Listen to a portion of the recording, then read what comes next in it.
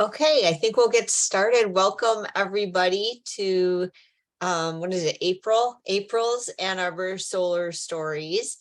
We'd like to thank the financial sponsors of Ann Arbor Solar Stories and all of the solar stories, which is Michigan Department of Environment, Great Lakes and Energy, Eagle, and Homeland Solar, and McNaught McKay Electric Company, Iron Ridge Racking, and Harvest Solar, who sponsor all of these great events. And especially big thank you tonight to our two speakers, Janet Fisher and Gay MacGregor, who are from the Huron Valley Swim Club and here to talk to us about the solar story of their adventure in getting solar on the swim club, which is amazing and really exciting. And they don't like it when I talk about them and effuse all over them, but I'm going to after their story. So I'll have to put up with it. So, there are the GLREA has Thursday night energy events. If this is your first one that you've attended, welcome. The first Thursday of each month is this. It's a solar story by somebody in or near or affiliated with Ann Arbor. The second Thursday of each month is usually a clean energy seminar, which has something to do with renewables, and is often very interesting. I think John said that next week, the second Thursday this month is going to be on the topic of DTE's new time of use rates. So that should be really interesting. On the third Thursday of each month is Detroit Solar Stories, just like Ann Arbor, but in Detroit, hosted by Diane Van Buren. And then the fourth is My Solar Stories or Michigan Anywhere, or an energy Q&A where you can come ask all of your energy questions. So if you sign up to sort of get these invitations, you'll be able to attend any ones that seem interesting to you when you see the topics.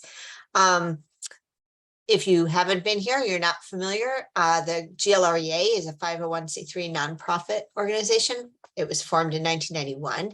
And it's supported by members to educate and advocate for renewable energy in the Great Lakes region. And they do both of those things in spades. They educate like this, and they advocate. They have a big policy arm and are strong advocates in Lansing, both at the MPSC and the legislative levels. So I personally am very grateful for GLREA and the amazing work that they do. That said, if you're not a member of GLREA, they would welcome your membership. That's how they exist, is from member dues. You can also financially sponsor a membership for a local teacher or student that you think might be interested in clean energy. Encourage others to learn about GLREA, come to these meetings and consider membership, or financial donations are always welcome as well. So I think that is my introduction, and I'm going to turn things over to Janet and Gay. I'm very excited to hear their solar story, and we'll have time for questions when they're through. Thank you, Julie. We'll share our screen now. Hopefully. Can people see that? Yes, I see John's thumb. Okay. All right. Well, I'm Janet, and Gay is here with me, and we're longtime professional environmental colleagues and also longtime friends. We met each other when our younger children were 2 years old, and we started work, and we took them on trips together. So we go back a long ways, and I want to thank you very, very much for inviting us. We're thrilled about what's going on at Huron Valley, and really pleased to share it with you. So thank you. Just in case anybody does not know about Huron Valley Swim Club, it's a private club. It's located just west of Ann Arbor off of Jackson Road, nonprofit. It's a summer only kind of place, open from Memorial Day to Labor Day. And it really is just all about the pool, tennis, picnic area. It's not a fancy country club at all. No food. We have no food. It's just about the facility. Has about 400 member families and about a 5-6 year waiting list. Yeah, at this point, it's 5 years. It takes a while to get to to get there, but it's just an absolutely wonderful place. It was started about 60 years ago by swim coaches at U of M and Huron High, I think. So they were looking for a place to train some of the swimmers in the summer and started as a co-op. Yeah. So the picture on top is looking at the clubhouse as you enter the changing area and the entryway, and our panels are mounted on the back of that. I'll have some pictures of that in a minute. So our story actually grew out of a broader initiative that Gay and I came up with a few years ago when we were both members of the board of Huron Valley Swim Club. We have been members there for a long time, and we're concerned about some of the things that we saw and saw some opportunities for us to be better environmental citizens as a club, and thought the members would welcome participating in those opportunities. So we came up with this idea that we called Go Enviro HVSC, because of course swim team is a big deal, and diving team and tennis team, and it's always Go HVSC. So Yeah. we took off on that, and we presented to the board this concept of, gosh, there's probably things that we could do to better our performance as environmental citizens. We can reduce waste. We use an awful lot of water. And while we're doing this, we can save the club money, and we can become a healthier place too. So that was the idea. Unfortunately, we were delayed because right after we got the board to agree, yes, let's do it, COVID happened. And so we were all very distracted dealing with COVID.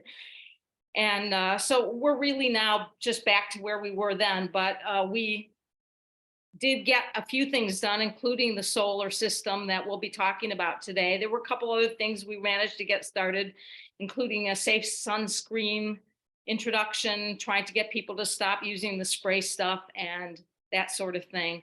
We connected with the resources in town that I'll be talking about some more, Ann Arbor 2030 District, and through them did an energy audit, and we installed the panels. So we are off to a good start despite the delay, and we have ideas for this year, this coming season, including a big party that we wanted to have last year to celebrate our solar system on June 21st that we couldn't have because the system wasn't operational yet. And also Julie's suggestion that we organize a group buy through Solarize for our members, which I think there will be a lot of enthusiasm for.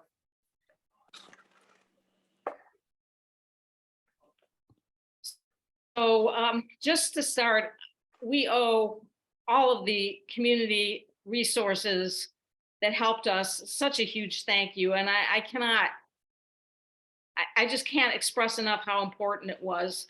The help that we got from Julie and the Solarize program, from Jan Culbertson, Ann Arbor District 2030, from some other nonprofits in town who really acted as mentors to us, gave us a lot of advice and specific information. And I see Larry's here. So our installer, Homeland Solar, has just been stellar in helping us through this. We're not experts. We don't know what we're doing. And all you folks really made this possible. So thank you. And then the second thing I need to say is we really are just at the very, very beginning of our story. The system didn't get hooked up until the middle of last summer. So we don't have a year's yet.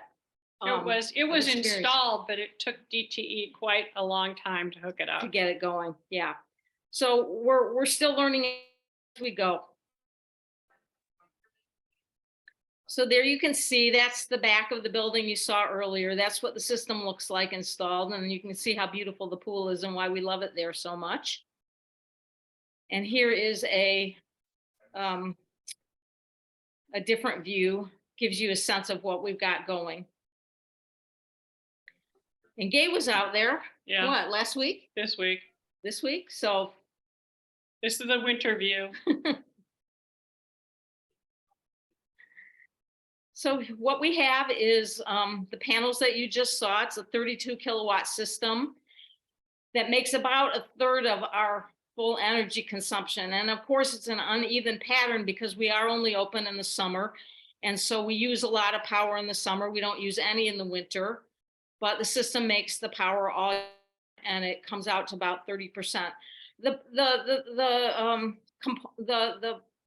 electrical demand at the club comes from running the heaters of the pools and the pumps and the filters, lighting, some incidental other kinds of uses, but it's mostly the pumps and the filters and the Right. heat for the pools, the water heaters for the showers.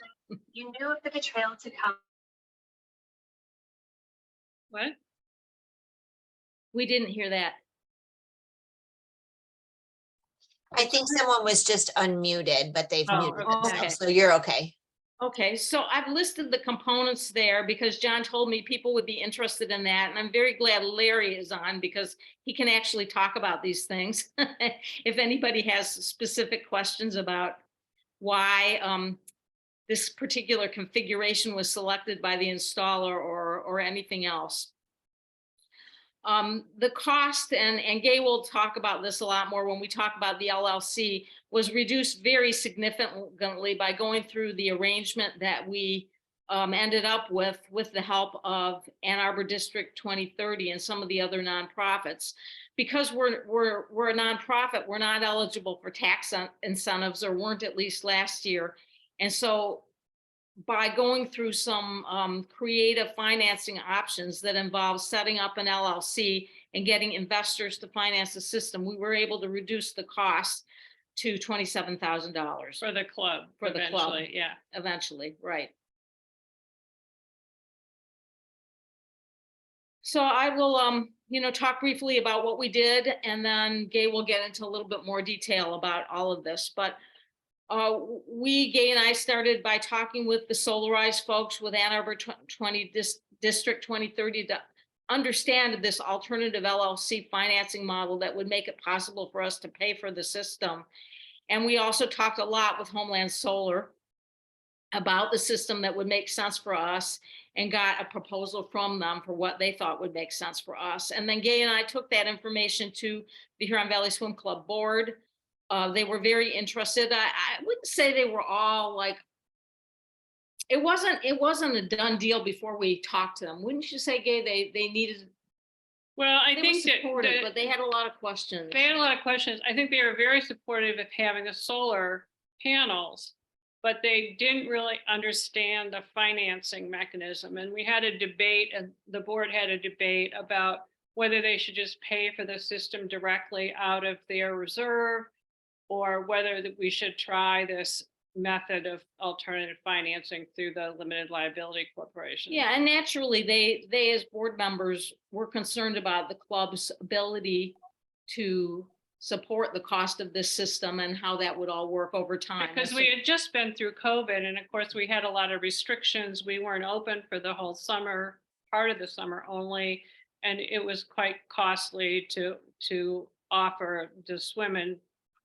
service basically to members during COVID. And so we lost money during that time because we had members who deferred and didn't pay their dues that year because it wasn't open, and partial dues. So the board, this was not a time where they wanted to take money out of the reserve. Right.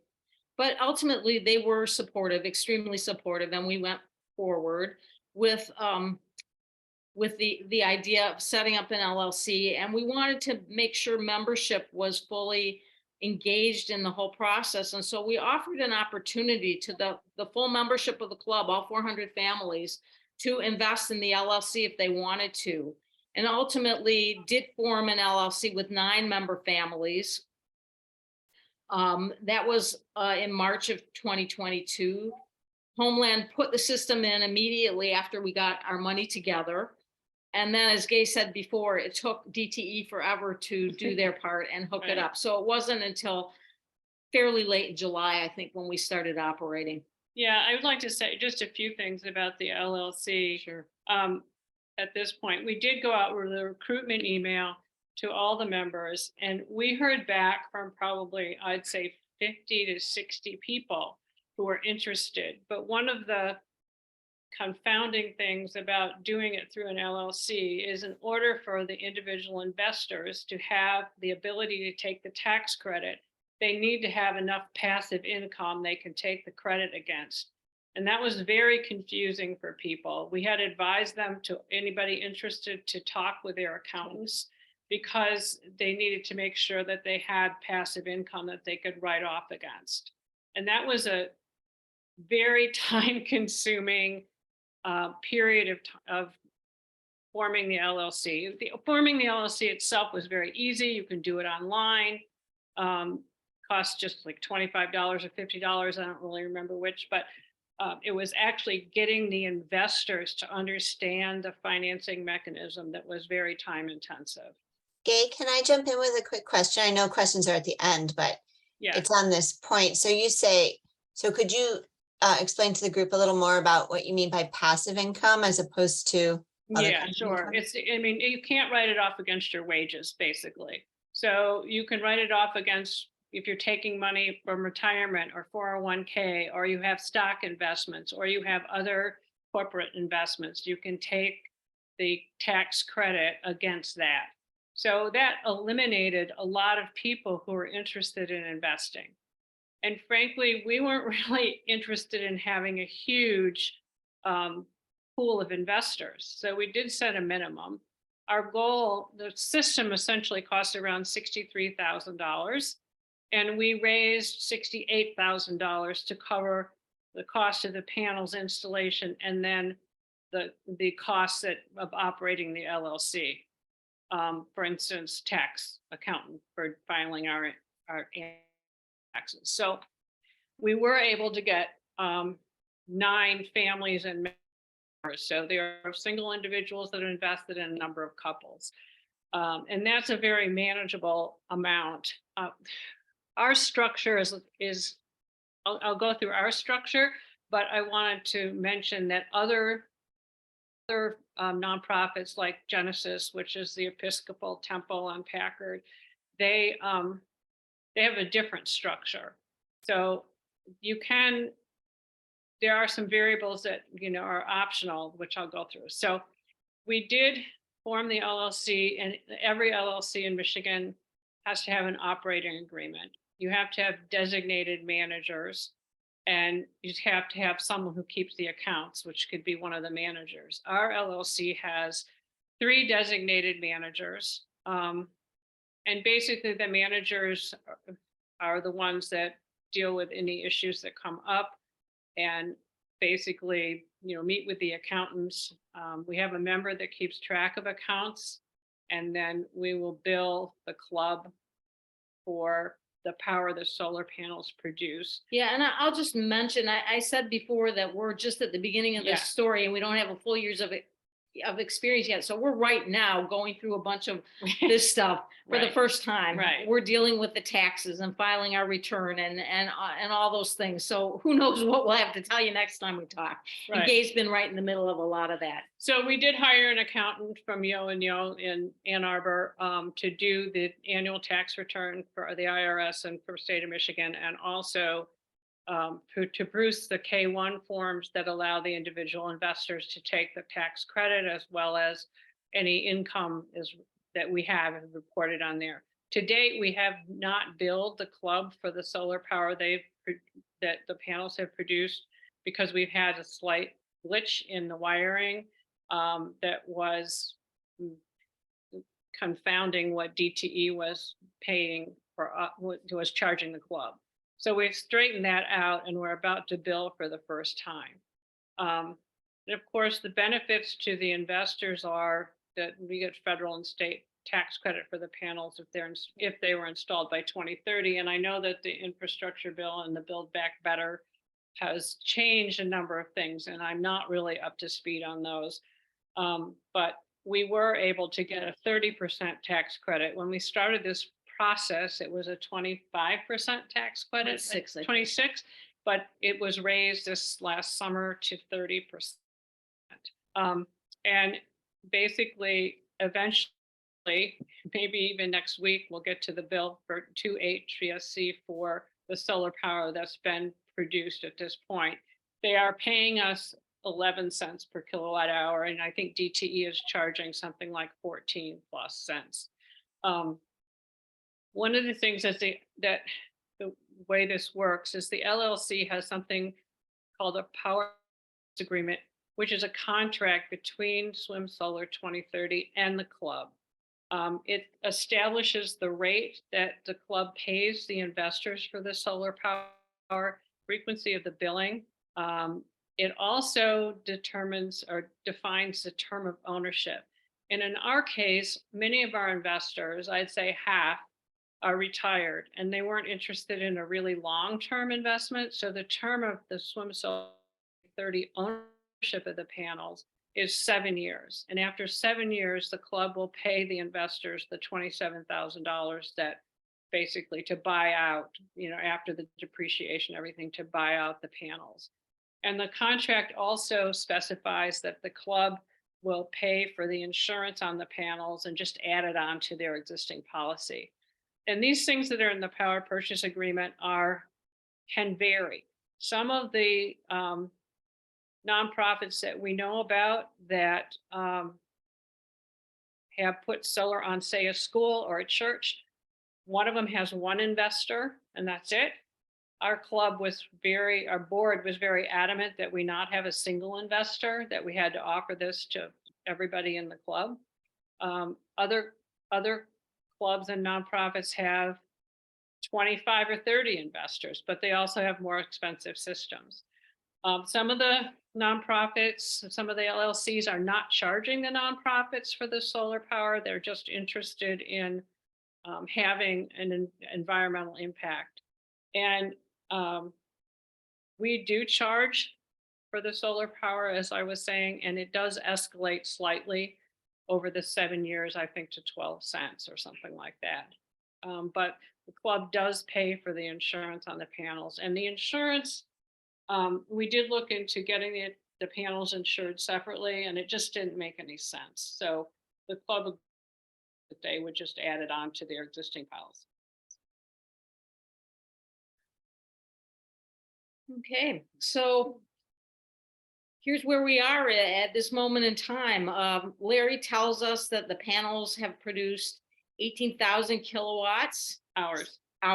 So I'm missing an H there, between the end of July of last year when it was installed, and the 1st of March this year. Yeah, wow. As Gay mentioned, there have been a few bumps along the way, which isn't totally surprising, including this recent discovery of the metering problem that we had, which is now straightened out. I think Gay explained very well that the establishment of the LLC involved a lot of attention to detail and therefore a lot of time. Yeah, I think that was probably in terms of how the LLC is now, it's not very labor intensive. The big problem that we have is getting the accountant for the club to send us DTE's bills every month. And that continues to be like, I feel like I'm nudging him all the time. But that biggest thing we've really had meeting with the accountant was pretty straightforward. Our taxes were done in February. The earliest I've ever gotten a K1 in my life was from them. Normally I see them like the 27th of March, but they were out very quickly. So that process went very smoothly. In terms of getting the credit, I filed my taxes and the accountant said it was straightforward and easy to do. So that's all been very smooth, but the establishment of the LLC really does require a lot of intensive work. And it's mostly about explaining to people who really want to invest why they can't if they don't have passive income and what is passive income. So I can also tell you happily that people have been very, very pleased with the system. Yeah. Both the board and the members have been thrilled. We've gotten so many comments from people that just love it, including aesthetically. They say it's beautiful. Yeah. And we both, Gay and I, have had a lot of questions from individual members as well as board members about how they can get information about doing solar, which is exactly what you would hope for. And so with Julie's help, I hope many of them will pursue that interest. Right. And one thing I would add is we did get multiple bids. I don't think we said that. We chose Homeland, but we did get multiple bids. So for the installation. Yeah, thanks. So that ends our presentation, but we're happy to answer any questions that you have or go into more detail if you have a particular interest in any piece of this. That is fantastic, you guys. I think there's probably going to be a lot of questions. If you want to stop screen sharing, then we can kind of all see each other again. There. And there are a couple in the chat already. So I'll sort of mention those, but then people can also feel free to use the reactions button at the bottom of the screen to raise your hand if you'd like to ask a question. So the first one is is there a percent return? What kind of percent return are the investors receiving? I'm trying to remember. We were getting, that's one of the ways you structure, and we're aiming for about a 3% return. I mean, it's not a huge return. It's better than maybe a savings account at this point, but most of the LLCs I'm familiar with are getting a 2 to 3 to 4% return. Yep, that makes sense. And Dale, I don't know if this was already answered, but he asks, would you please describe more about the limitation regarding passive income to offset? It sounds like your club members are not the only people that were talking about that. So it's basically the way I look at it is non-wage income. So your W-2, what's on your W-2, you can't take the credit against that. If you're an LLC, if you're a homeowner, you can. But if you're an LLC, you can't.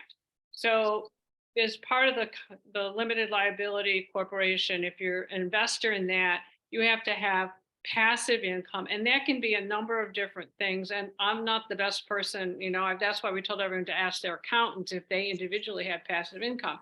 For example, passive income, my daughter inherited part of my mother's IRA, and that for her is passive income. My pension is passive income. Your Social Security is passive income. So, it's all in basically individual situations. So we really insisted everybody consult their own accountant to find out, their tax guy to find out whether or not they had enough passive income to write off the investment. I would just add that, you guys, the fact that you had 50 or 60 families come forward initially with interest is an overwhelming response in terms of making a case for having a solarized group, one, but also community solar in general. People want to be able to invest in solar. Right. And be part of the clean energy transition. So we did set up a separate email account on Gmail so that we just use that to recruit the investors or to have them respond for that, because it would have been crazy to try to do it without response to our individual personal emails. So, I mean, it was real. I have to say, at one point, my son was like, "Mom." Your son's a lawyer, by the way. Right, my son is a lawyer, and he's like, "Mom, if you spend half as much time doing X as you are doing this thing," and I'm like, "Okay."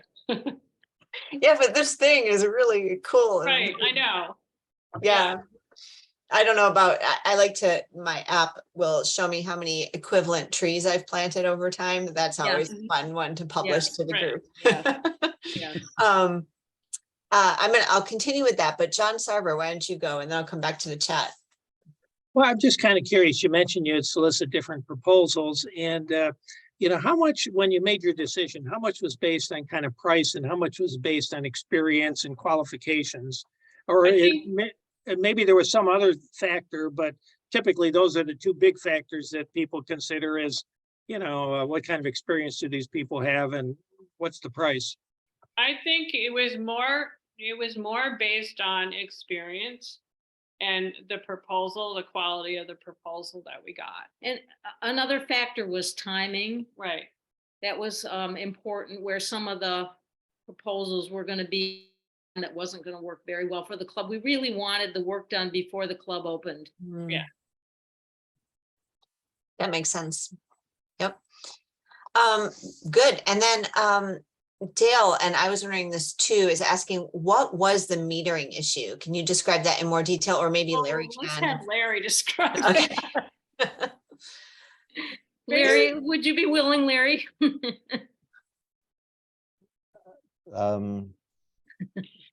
Yes, I will, Thank you. but I'm not the most technical person about this, but it was a mistake that we made in the um in what they call the CT box. So it was our mistake, and unfortunately we didn't find out about it soon as we should have. Yeah, I And so will it took us a tell while people how, to get it. excuse me, I'll just tell people how we discovered it, because that story is pretty interesting. I mentioned we had an audit done through Ann Arbor District 2030. Bob Tinker did an audit for us.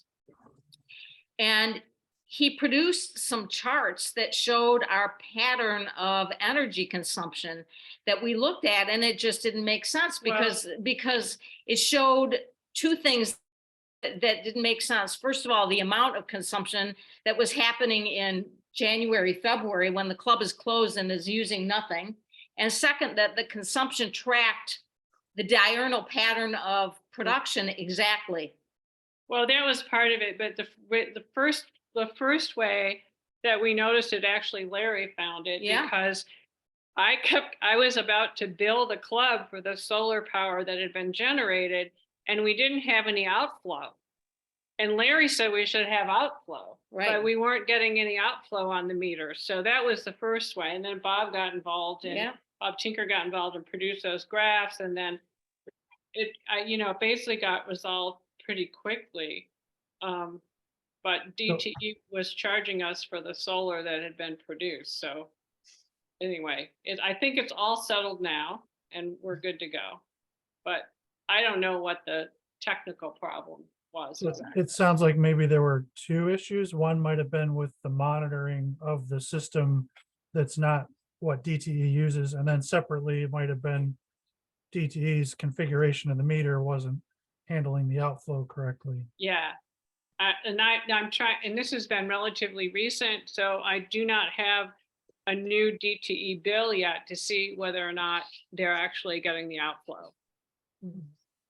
But the monitoring system for the solar, it tells you how much solar is being produced, and it also tells you how much you're consuming in the building and how much is coming to or from the grid. Is that right? Right. Okay, Good. thanks. That's neat. Good, thank you. Abraham is wondering if you thought about or installed batteries. Yes, we thought about it. And no, we didn't. And no, we didn't. And partially, I think in part it's because we have this very short season of operation, and the rest of the time it just feeds back to the grid, and the club does get that credit. So basically, if you think about the math, if the DTE is charging 14 cents per kilowatt hour and then crediting 7 cents or something for, whatever solar power is produced back to the grid, and the LLC is charging 11 cents per kilowatt hour for what's produced, you're essentially getting it down to about 3 cents a kilowatt hour for the club. In the case where we're actually putting the stuff back into the power back into the grid. So we didn't think it made sense for us to have a battery. Yeah, also because most of the demand happens when the sun is shining. Yeah. So it is during the daytime when sun is at peak power. Right. Yeah, a pool club, a swim club is sort of a perfect use case for under the meter, for using the solar as it's being produced. Because it's peaking when your energy use is peaking. It's a really good use case. So based on what we saw this summer in the initial, like 6 weeks of billing, it looked like we were at peak usage, and it looked like we were getting about 19 or 20% of that peak usage was solar. And then the rest of the year, when we're not using much, we should be getting much more. So overall, annually, we'll get about 30% of the power the club uses from solar. Fantastic. Clayton wants to know what size the system was. I think you said at the very beginning, but it was early on. How many kilowatts is the whole system? 32? 32, 30, approximately. yeah. Yep. And we see Lee is asking. Lee says the tax credit can be carried forward for many years, so you don't need the income this year. Is that I think what they're referring to is like with the, if you're a resident and you purchase solar, Right, not that's an different. LLC, you can roll the tax credit over several years, but I'm not sure it's the same for an LLC. No, I don't Okay. believe it is. Basically, and the other thing is so what happens this year, and it's only, I don't know if it's going to happen next year, or the 30% tax credit is, say you invest $5,000. It's not actually a 30% tax credit because the way the regs are, you depreciate the entire amount of depreciation in the first year. And so it ends up, if you invested $5,000, your tax credit's more like $4,200. So it's different for the LLCs. Yeah, that makes sense. And Dale is wondering if the club is the club on D1 too, or is it a commercial rate, that electricity rate that the club pays, not a residential rate? Yeah, it's commercial. Yeah. I assume so. And I don't know much about the commercial rates and if there are different commercial rates. Does anyone here know if there are different commercial rates through DTE or if it's just commercial? I do. This is on what they call D3 energy rate. There are two rates for commercial. One is an energy rate, D3. The other one is a demand rate, and that one's D4. So Okay. most commercial businesses are on the D3 rate. Makes sense. And then Lee also asks, how do you heat the club? Is it gas heat or heat pumps or? Yeah, The pool itself, yeah. there's no Didn't heated specify. indoor space. That No, makes we don't sense. have any heated indoor space. Okay, so the pool heat is electric. No, it's a boiler, it's gas. It's a gas boiler. Okay. Yep. That makes sense. Good. I think those are all the ones in the chat. Who else has questions? John. Well, I wonder, this was kind of the first major step in your kind of ongoing kind of environmental initiative. What kind of things are you thinking about for your next steps? Like type of projects? I know Bob Tinker's going to do us. Has Bob Tinker finished his energy audit? Well, he's finished the audit, but we haven't seen the report yet. So we're waiting for that. And certainly that will inform some of our next steps. He was waiting for a water bill. Yeah. From us, apparently, which we thought had been sent, but anyway, we should get it this month, I think. Yep. Some of the things that we've done, probably one thing that we did, I think we mentioned in terms of our initiative, was try to get people to stop using spray sunscreen, because the spray sunscreen comes off in the pool and caught much more easily than the other, and caught not only the inhaling problem, but it comes off in the pool and causes an extra use of chlorine. So that was one big initiative that we really hammered on the first summer, even during COVID. We'd like to try to get together a buying group for individual club members who like to join together and get solar on their houses. And we're also trying to do waste reduction. There are barbecue grills, people bring picnics out there. We're trying to get people to, recycle and to bring their own utensils. We have brunches and parties out there. There's a senior brunch once a month, and we've transitioned them to using reusable plates, things like that. Well, when you think about a swim club with a lot of kids, yeah, you can think of all the ways that one might want to change behavior. And one of the big ones is how much time the kids spend in the showers. And how much Oh, yeah. water gets used goes right Right. down the drain. So we're still putting our heads together on that one. But Right. that's certainly a big challenge for us, and we welcome any ideas anybody Right, has. and we also have, the board has a membership engagement person. And we make contact with him. We're gonna be meeting with him soon to try to get some more communication out about things people can do at the club. And every Monday, the swim team has a meeting, and we will be going to those meetings occasionally and talking to the kids to try to get pressure on the parents to do things. So, Really, this is the first summer we'll be able to fully unveil this Going Viral HVSC project initiative because of COVID. So looking forward to doing that. As Gay said, just talking with members and getting their ideas, getting them involved. We don't want this to be about us. We want it to be yeah, no about kidding. the club as a whole. And we're hoping our solar solstice celebration can be Yeah. one good way to start doing that. There's just a thought, we have someone in OSI in our office who works almost exclusively on circular economy. So talking about waste reduction in general, and it's possible she could have some ideas, or Yeah, if you're having an event like the solstice party, I can put you guys in touch if you Great. email me, and maybe she can have some clever ideas about having a zero waste event and highlighting things you can do, highlighting businesses in the community who help support zero waste. There's a whole initiative. It might be a really good connection. Zero waste swim team banquet would be a start. I love We have it. a big one at the end of every year. That's 400. There are 400 kids on the team. It's Yeah. huge.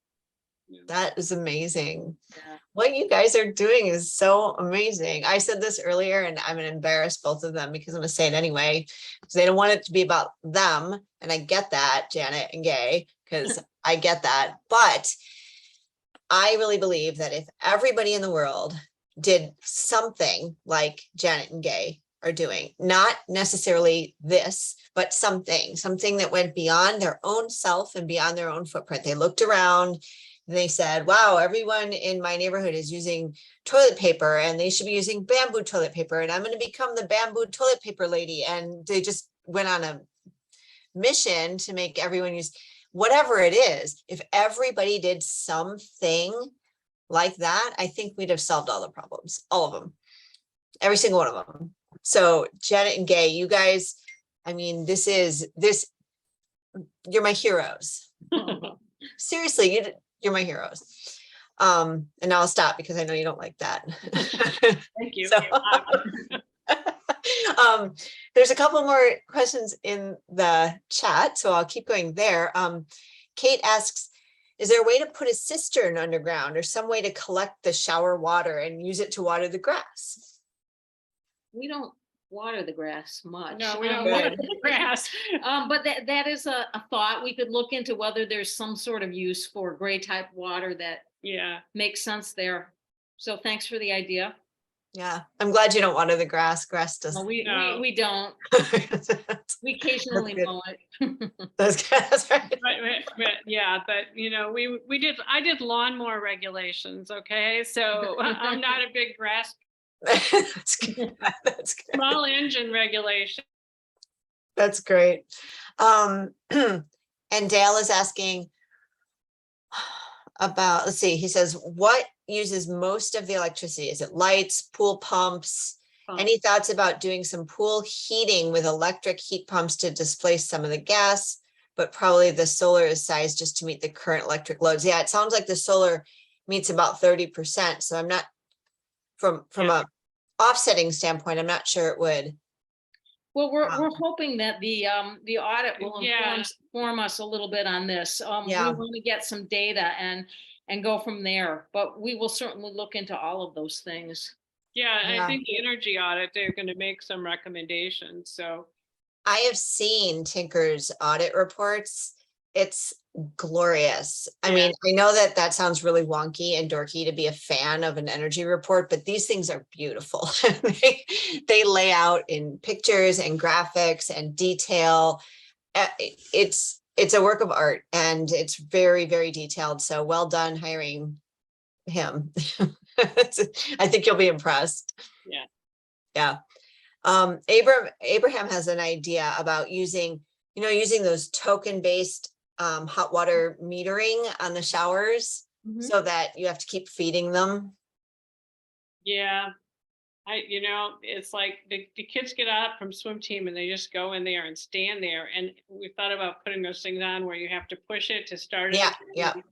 And they just keep pushing it. I mean, I literally have to send somebody in Oh, to the jeez. men's locker room to get my kids out. We have talked with the lifeguard staff about, walking through Right. periodically and just shooing the kids Get out of out. there, and they're doing some of that. We're walking a fine line. We feel this is really important, but this is a recreational swim club that everybody loves. It's their summer haven, and we don't want to come down in a way that turns everybody off. Right. So Yeah. we're working on that. Yeah. Like turning off all the hot water and then they'll Right. run out. It's very interesting. It's not the girls, it's the boys that use the showers. Well, they both do. Yeah, but the boys are really bad. Yeah. But That's yeah, funny. we would like to get the water usage down, and we have talked to the kids about it. I went to a Monday meeting last year, I guess, and talked to them about how wasteful it is. So yeah. Well, they're competitive, right? If they're swim team, so maybe you can make it a competition, or Right. maybe they can be deployed to come up with solutions. Because sometimes if Yeah, girls the versus kids come up boys. with their own Each solutions, There you go.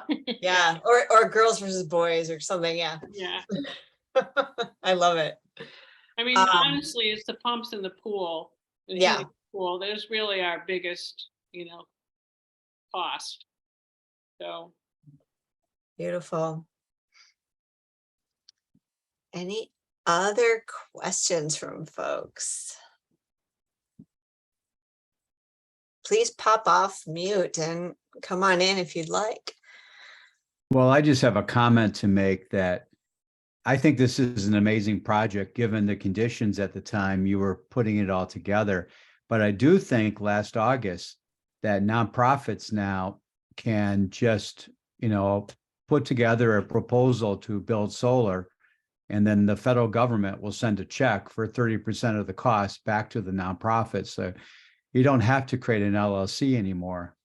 So I think No. that will probably make the process a lot easier, and for nonprofits and churches to be able, and clubs like yours, to do this wonderful work. So yeah, well, that's the case. We were talking earlier before the meeting about the process for getting that 30% back really hasn't been defined yet. Right. And then the other Sure. issue is for some nonprofits, they can, can they raise, how do they raise the money? Right. Sure. So sometimes the LLC will still be applicable. Yep. Good I point. agree. Yeah, Good I think point. that it just gives more flexibility Yeah. in terms of the ways you could go about it. And Dale, why don't you pop off mute so we can stop listening to me babble on, because you have some interesting thoughts about heat recovery. I wanted to ask if there's waste heat recovery on the all the shower drains. It's a relatively common thing to be installed in larger buildings, at least some areas. It's basically just a copper coil around the drain pipe, Mhm. and the cold water goes through that first, and then it goes up to the faucet. So then the shower head is mixing kind of pre-warmed cold water with your hot water. So then the amount of hot water you use is a little bit less. I know we don't have that. We don't, but that's something we can talk with Bob about. Yeah. And it may or may not really fit with, you kind of need to have some space underneath wherever your shower is. Yeah. Ideally there'd be a vertical pipe of some height that the drain water goes down and the coil is around. So it kind of depends on how your system, how your building is laid out, whether it's really Yeah. feasible or not. Our locker rooms are kind of only partially roofed and concrete floor. So sure what's under there, actually. How do you heat your hot water? What kind of hot water heaters do you have? They have a boiler, a gas boiler. And so your shower rooms also have a lot of warm air and humidity that you're probably just blowing outside with a fan, right? Exhaust fan? No, No. it's kind of open air. I mean, this is very, it's not a fancy place. It's not Barton Hills. Let's It, just put it, it that way. it's got a roof. It's got concrete privacy, but it's pretty cold in there when it's not hot. Right. It's like It's the not humid. showers have a roof over them, but the changing rooms just have stalls and they're open to the air. Hmm. So it's not like there's no roof. So when it rains, you You get wet. get wet. Yeah, it's a very, I mean, it is a swim club, pretty much. And it's, you know, we had a vote, I don't even remember how long ago it was. We needed to redo the quote clubhouse, which is really these 2 open air locker rooms and a Little, roofed office, to determine what we wanted in terms of kinds of facilities. And everybody voted, they wanted to keep it the same. They didn't want food to be, you know, concessions out there. It's about swimming. So, and a little bit about tennis and pickleball now. I've played tennis there once or twice. So some Yeah. friends who invited me to play. So Yeah. it was beautiful. I was going to ask you something about that. No, it just escaped me. Oh, you mentioned this solstice gathering. Do you know the date of it? Is it? not yet. We need to Okay. talk with this membership person, but Okay. we would love for you to come. Yeah. I would love to come and kick off a solarized group. Fantastic. We Yeah. will be in touch about that. Yeah. Okay, that'd be great. And then Larry or Kevin can come because obviously they'd be participating in the solarized group. And they could introduce themselves and Great, Right. Yeah. great. Yeah, we planned on doing it last year, but I think we now have a whole new board, so we have to educate them about what they need to do with us. So, yeah, right. Well, any last minute thoughts for Gail and Janet, Gay and Janet? Other than just, you know, low key fangirl worship. Yeah, I agree. You guys, It is yeah. mutual. I mean, that's why I started out where I did. The Yeah. support in this community is unbelievable and it's super helpful and very, very important. So thank you all for that. yeah, Yeah, you bet. I mean, this is it's what makes it fun. You know, and I think honestly, COVID, because Solarize started just before COVID, right. and pretty much we had one group and then shut down. And I really think, you know, no one knew it was going to happen. Is everyone just going to like go out of business or like, you know, what's going to happen after COVID? But people were craving community and craving the ability to do something as a community and for the community and the planet. And so it was, you know, the time, it was sort of synchronous. The timing actually worked out to help feed that real want and desire of people. And it looks like we have one last question from Lee. Yeah, you guys, All right, you're on mute. oh, still on mute. Nope, Okay. nope, we hear you now. Okay. You've done a good job of describing the fact that you're a seasonal business.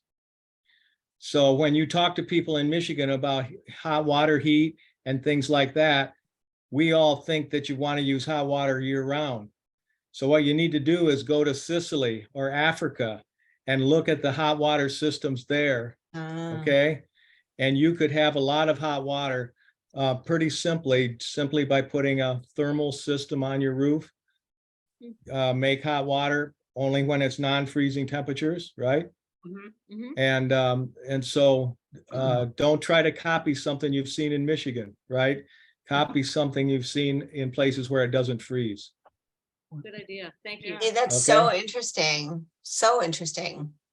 Yeah. Do you guys shut the water valves off in the winter? Yeah.